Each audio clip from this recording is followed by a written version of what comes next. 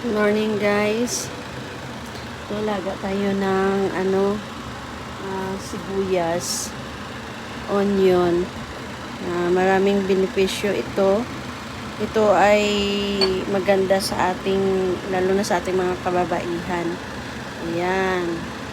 Ang nilagay ko dyan is onion, pulang onion or red onion, at saka cloves. Sa 2 cups of water, and I boiled it in 3 minutes. Ayan. Ayan. Masarap po siya. Ito po ang lagi kong iniinom. Yung wala pang laman yung tiyan ko.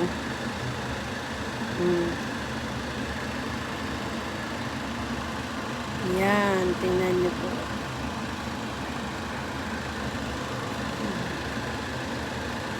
Maganda po ito. Pag nasubukan nyo po itong inumin, maganda po. Yung daloy ng inyong regla. Yan. Ilalabas niya po yung mga namumuong mga dugo-dugo sa natin. Ayan po. Onion water with cloves po yan.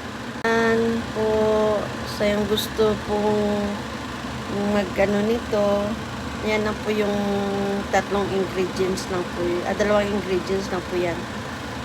Cloves at saka onion.